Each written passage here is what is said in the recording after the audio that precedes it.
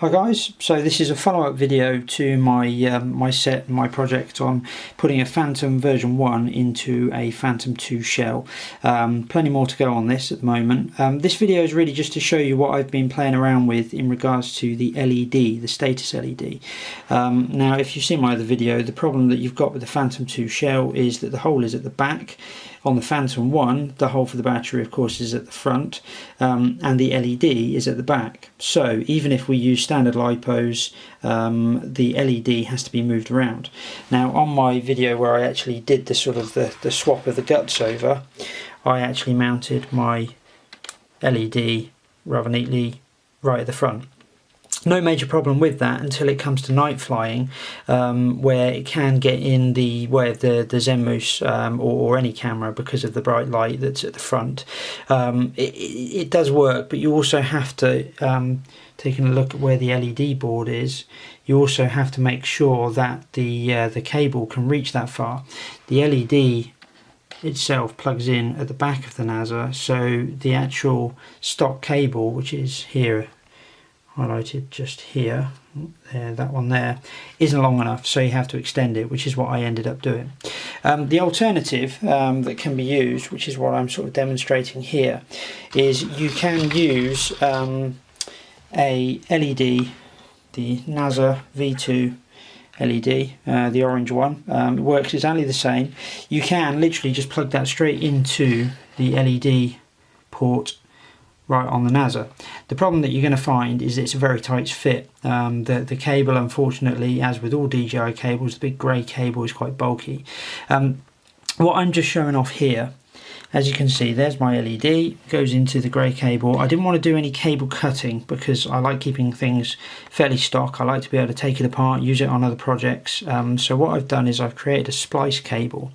So what happens is the LED comes out into the NAZA LED. It then splits into two, so I've literally just used crimp connectors and I put two wires into each crimp connector. That then follows on, and then it goes on to this cable here, which of course is the front LED. So the idea is that I can now mount my orange light back here somewhere. I can put it on the frame, I can do something like that, and I can keep my front LED.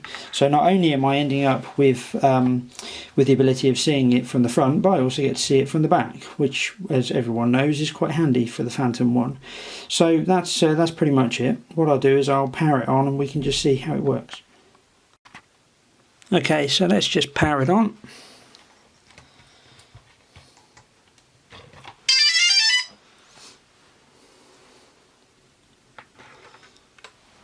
Right then, so we now have the LED, which is going to be mounted to the rear of the craft. I might even mount it to one of my legs. I do a shapeways part that's going to allow me to mount it either to the rear. And if we swing round to the front, we can see that also we've got the front mounted LED flashing away. The advantage of doing this is also you don't have to have that bulky USB cable running through the middle of it, this one right here. That in itself is 11 grams. That whole NAZA unit, the V2 LED, with the USB port in the bottom of it, that's 13 grams. So just by dumping that cable out of there, that's going to save you some weight. Obviously it's not going to save me any weight because I've decided to put two LEDs in it, so I've probably used a little bit more than needed, but I get better visibility for it for a little bit more work. So yeah, so I'm going to give it a test. I'm going to make sure that the USB does work on plugging it in through this, make sure there's no connection problems there, make sure I can update the firmware if I need to, but all in all that's about it.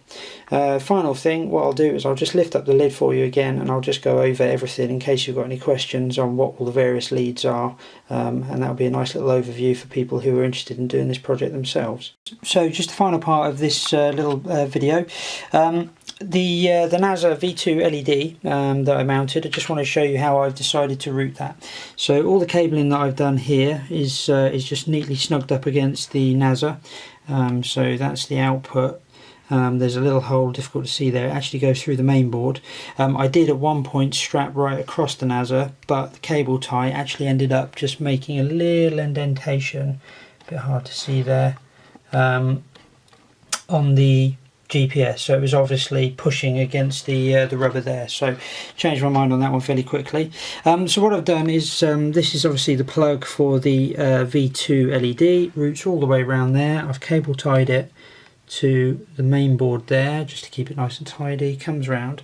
Now the way it actually comes out of the shell, if I zoom in on that, a little bit dark, is just there. Now what I've done is, if you remove these screws, that one there, one down inside the shell there, four screws, there you go, you can see both of them there, one there and one there.